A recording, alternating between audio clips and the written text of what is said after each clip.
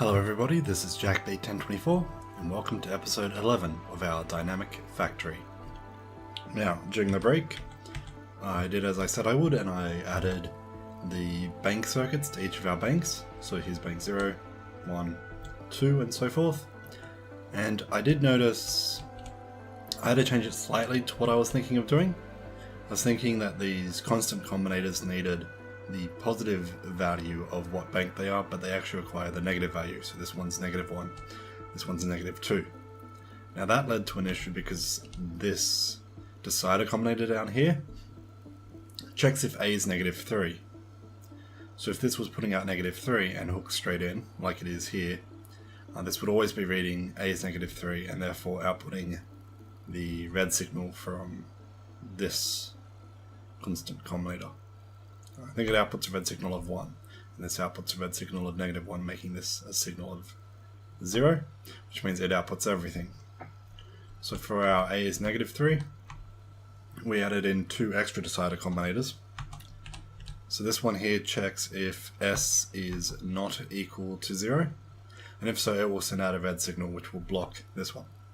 This one checks if red's 0, so it's basically like a double knot, and this one will send out A. So when S is 0, this won't send out red, so this will send out A. When S is anything but 0, this will send out a red, so this will send out nothing. And the A value of -3 from here is sent to this decider combinator. So that's how I fix that. That does lead to a different bug, which I'll show slightly later. But yeah, that's how all of the banks are now set up. So there we go. The only other bug that I had to fix was, if we remember, the configuration in these constant combinators is based on bank 0 having a value of 1, bank 1 having a value of 2, and so on and so forth.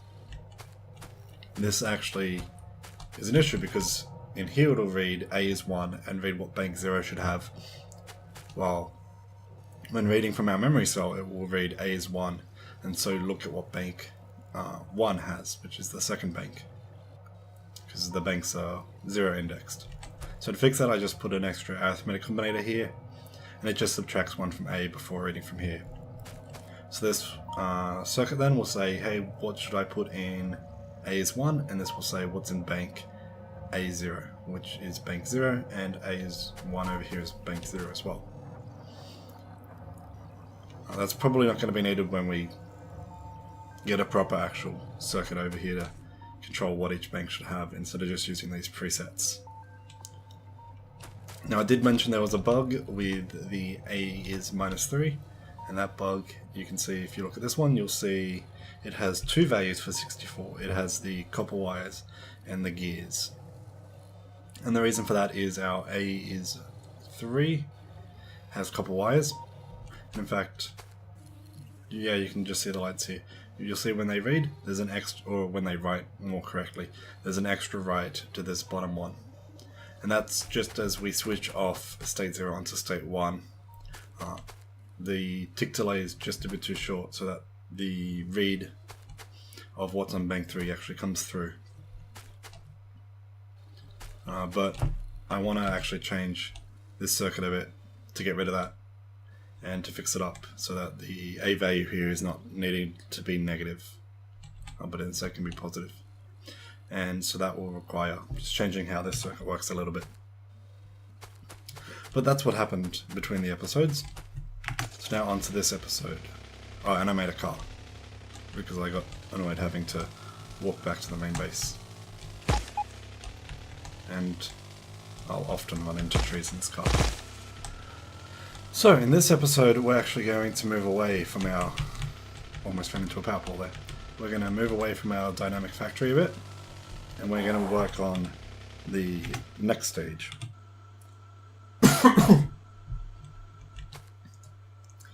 So, one of the big issues with this setup, as I've mentioned, is just the fact that you need so many belts. The lines become so long, there's items all over the belts that aren't being used anywhere.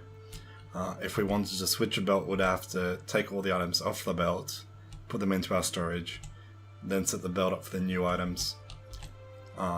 there's just a lot of issues with the fact that we have to use transport belts to get everything everywhere. So, you know, the end goal was always to use trains.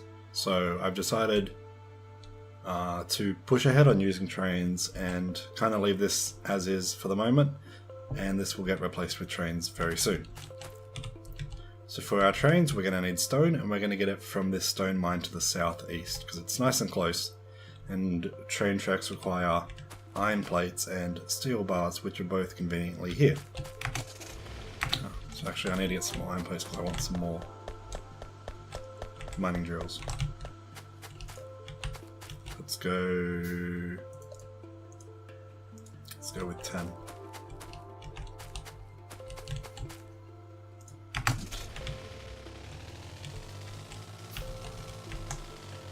So we'll go down to our new mine, and I'll just put down a large electric pole there.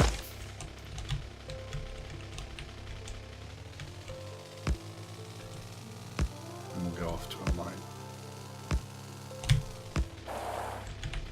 That'll do.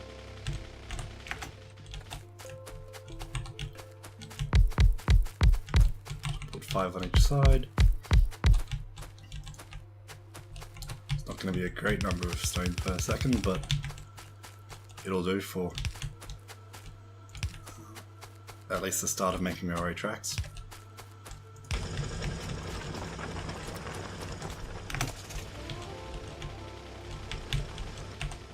See if I can. Yeah, I don't think it's going to be easy to do this while in the car, so I'll come back for you.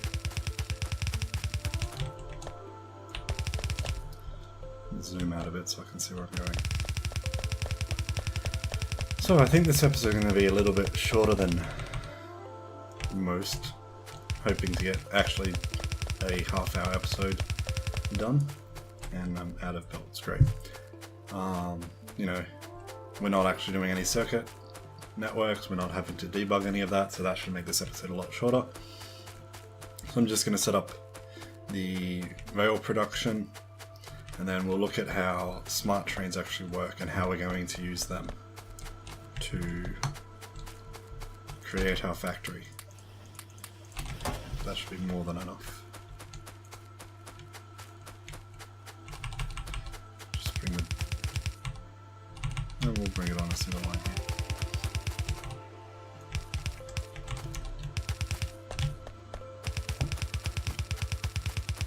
So I'm not going to make a factory making rail signals yet, just because they only take half a second to craft. Same with train stops, and the smart train stops also take half a second. However, the smart train stops do take red chips. So while we do have a crafting area for that, that's making, we have one single red chip factory up this way. Can I go around this forest? No. Okay. There we go, now I can. So here we go, up here. We have our red chip factory, a single one just sitting here all alone. So I think what I'm going to do is I'm just going to add chest, we'll give it 2 stacks, that's what, 400? Is it 200? I can't remember if they stack to 100 or 200. I think it's 100. But that'll be plenty anyway.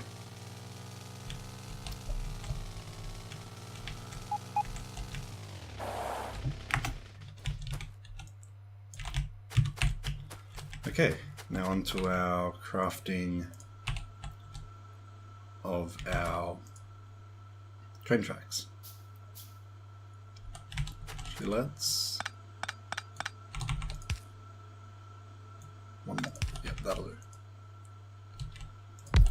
So what we'll do is we'll craft our iron sticks in this one. We'll get these fast inserters. Don't think you'll need them. What is it? 1 plate to 2 sticks. Yeah, you probably don't need it for that. But that should be fine. And then 1, 2. And these can craft our rails.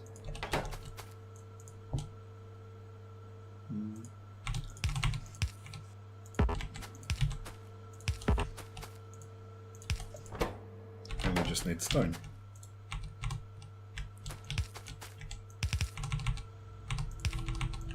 So bring it across. Yeah, I'll bring it like this. Just trying to think how I'm going to get out the finished rails. I think I'll bring them out of the center here.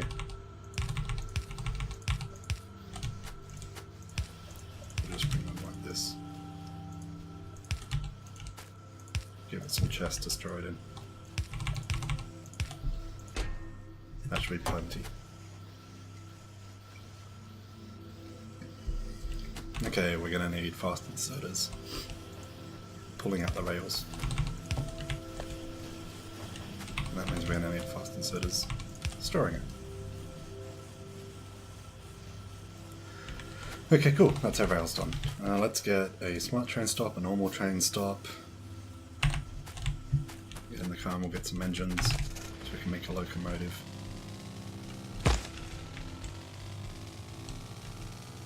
Eventually I'll have run into every single tree, and so I won't have to be constantly repairing my car. Yeah, I'll actually make a few of these. And how are we going for fuel? Let's just grab a bunch. 3 stacks.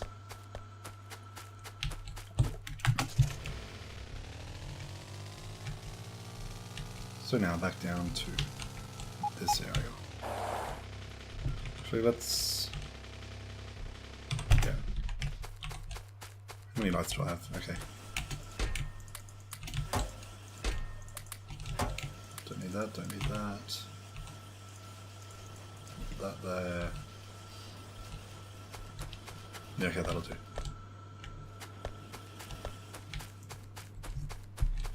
So we'll come over to this area over here because this is nice and large and empty. Down some lights so we can actually see what we're doing.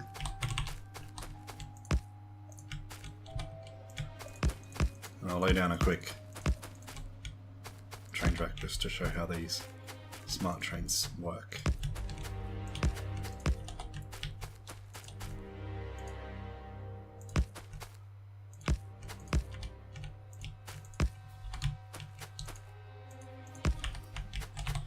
So let's go... yeah. So have these all as normal train stops. They'll actually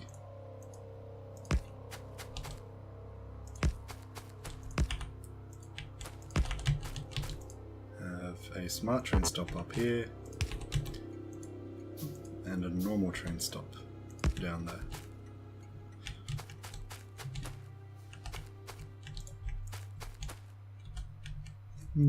Okay, it's coming back today. Hopefully, there should be enough light. Trains, trains, trains. There we go. Swap down a single train. You should instantly notice that we've got this new UI up here. Oh.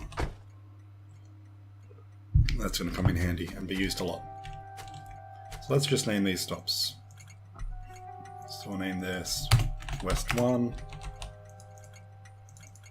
We'll name this West 2. And the ones over here we'll just name East 1 to 2. To 3, actually. 3 of them. East 1, East 2, and East 3. Okay, now one main difference between smart train stops and normal train stops is that smart train stops have a lamp that turns on with them, called a smart stop signal lamp, and they've got this smart stop signal output. So we'll see what happens with them when we do that, when we deal with them. For the moment, let's just go East 2 and then back to West 1. And we'll just wait 5 seconds. So this is just a normal train line.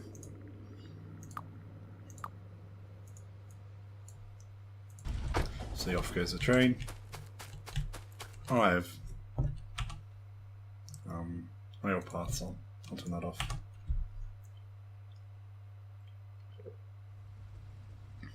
And here it is, it's back.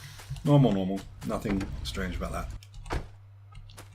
Now, with 0.15 you can enable and disable these train stops. So we could have a setup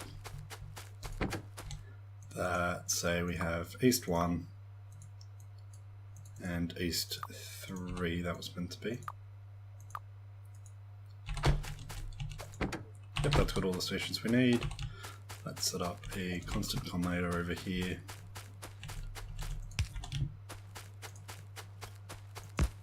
Connect it to this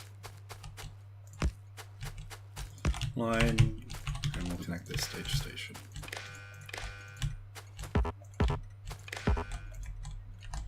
So we'll do enable disable.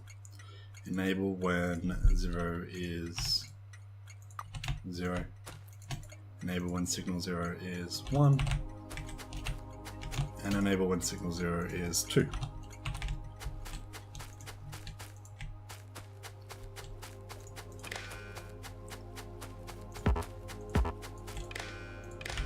Now these in radar range, yeah they are. Okay, cool. And you can see that they're disabled because they've got red text on the map. And if you actually zoom in, you'll notice that the enabled ones have yellow lights and the disabled ones have red flashing lights.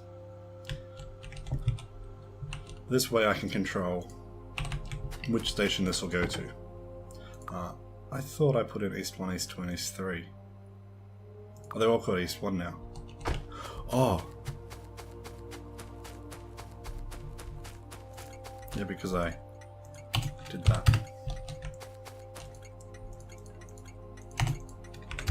Okay. Yeah, cool. I forgot that I changed this to 1, so I was wondering why the middle one was on. So East 1, East 2,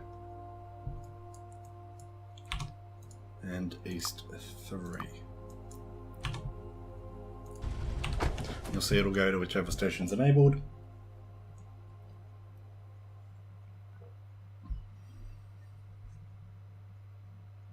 And then it'll come back. Now let's see if I can show this. We change which stations are enabled while it's already moving. It'll actually reroute where it's going to. So right now it's going to go to the bottom one, but if I change it to 2, it comes back. It must be because of the order that the stations are in, or there's a delay. Yeah, well, I mean, that shows an issue with this system anyway. Is that if the train's on the way, you can see how with this setup, I'm going to have to look into why this exactly is like this. Let's actually turn on rail paths. Is it on paths? No, it is on rail paths. There we go.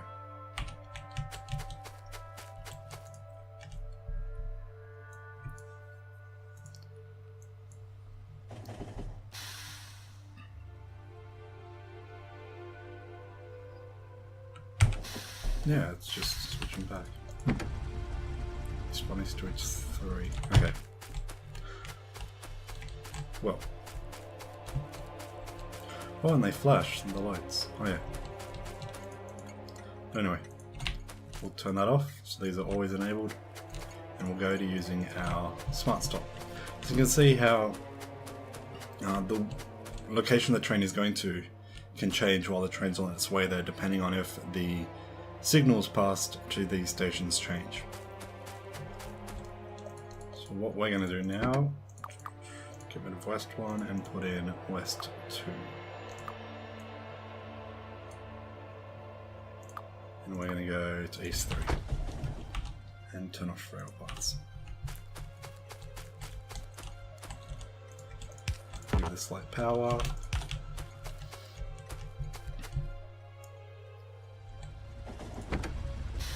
Turn you back to automatic.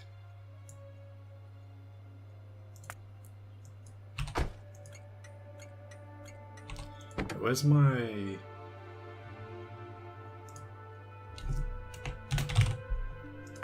Yep, there we go. This is the one that I was expecting to see rules.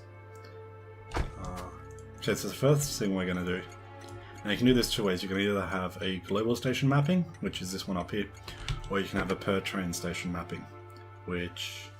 Actually, did they get rid of that? Looks like they did.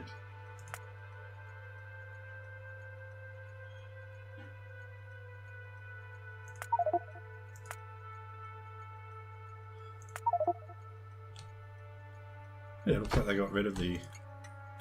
Because this should be the global one. So I used to use the per station, but I want to go to the per train, but I want to go to the global. So let's just check that this works. So we'll call West 2 station number 1, and we'll call East 2, 3, 1, 2, and 3 stations 2, 3, and 4. Just save that. So now we'll change these rules. So these are all your train lines that you have. So we have the demo line. First station is E1 because it's the first station on the list. There's 4 stations, 2 trains use it. I guess it must count these both as a train. It's active, it's not marked, and it doesn't have refuel. Refuel allows you, if you go ST settings, you can set refueling stations, so if they don't have enough fuel, they'll go to that station and pick up fuel from it. We're not going to use that, we're going to have refueling as part of our waiting station.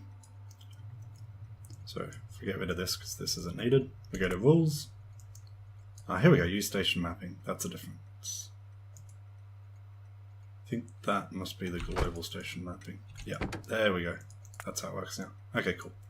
So we want to use station mapping because they're the ones that we care about. And we have this go to station. Now you've got a signal number column and you've got a station number column. If you tick the signal number column, which we'll do for this station here, it will go to the station that is on the, I think it's called the train destination signal. I can't remember if it has to go to the light or to the thing. I'll check that in a sec. Yeah, you got a signal destination. Yep. Keep that off for the moment. So this signal tells this train where to go if you tick the signal number in the station. That station. Otherwise these will go to a certain station if you use the station number, and if neither of these have a value in them, then it'll just go to the next line like normal. So what we want to do, we want to control which of these stations it goes to from a circuit, and then from each of these stations we want it to always come back to this station up here. So we'll say in all the E stations you'll go back to station number 1, which is on our global thing. Station 1 is West 2. And when you're at West 2, go to whichever station has a signal number that we told you about. So if we set this to 2 now, put you on automatic, go to number 4, map number 1. Yeah, cool, that's nice. So you can see it went down to this station, E1, because that's where we told it to go, and it will wait there for 5 seconds and then it will come back. It should come back. Looks like it's not acting correctly. Why are you trying to go to 2? You should be going to 4. Okay, so I figured it out. The issue is, it seems that if you have a wait condition of just time passed, it won't actually use the rules that you've set up over here. So your condition has to be something that isn't time passed. So I used empty inventory cargo for the 3 E stations, and the West station I've set signal destination number is greater than 0 as a circuit condition to enable it. Now you need to pipe your circuit condition into this smart stop signal light, and then it needs to have at least a tick to process that before your train station itself gets a signal, so I've put a 1 tick delay in.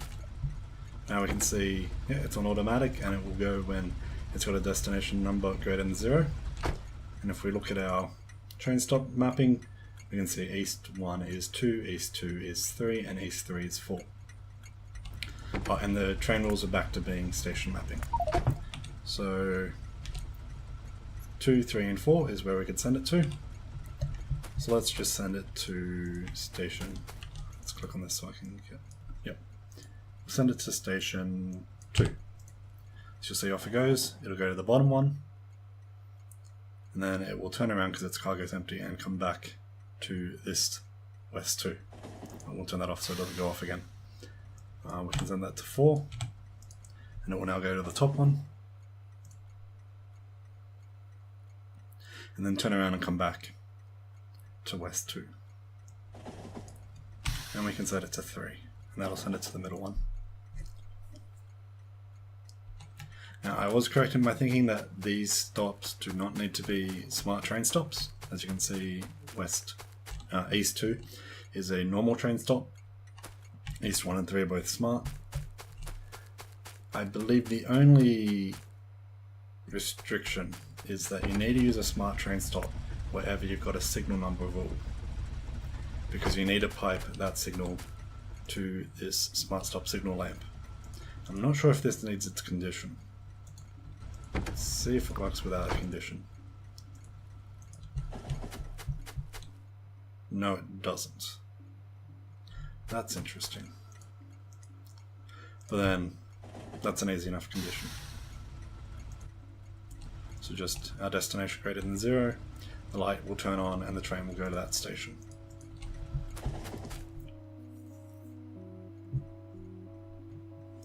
Yes, so it must be hooked into the code that runs this condition on this lamp, which is why I assume you need the 1 tick delay as well. So how is this going to be used in our circuit?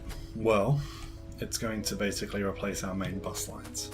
So instead of having banks like we have over here, like this, with this crazy main bus going on, what we'll have is we'll have banks that will have rail lines as their inputs, and the bank may say, hey, I need some more iron plates to continue crafting my stuff. So it'll send that off to a circuit. The circuit will go, okay, I'll allocate a train to go pick up some iron plates and send it to you.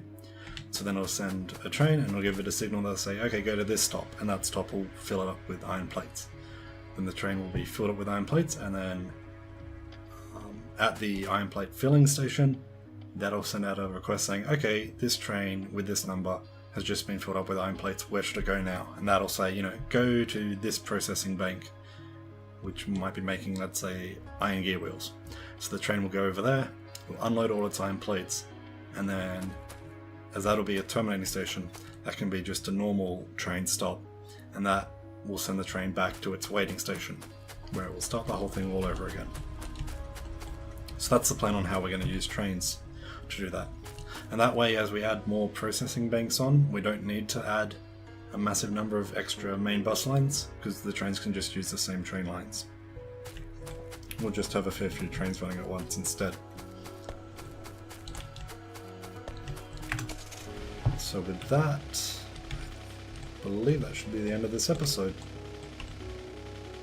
It's hopefully been a little bit shorter than most. Not entirely sure, because I had to take a break to figure out why on earth these train stops weren't working correctly.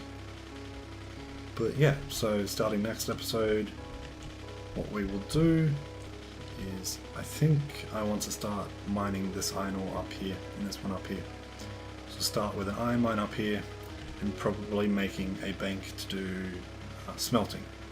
And so this bank will be able to request more iron ore, and send off a train up to get it, and then down to smelt it.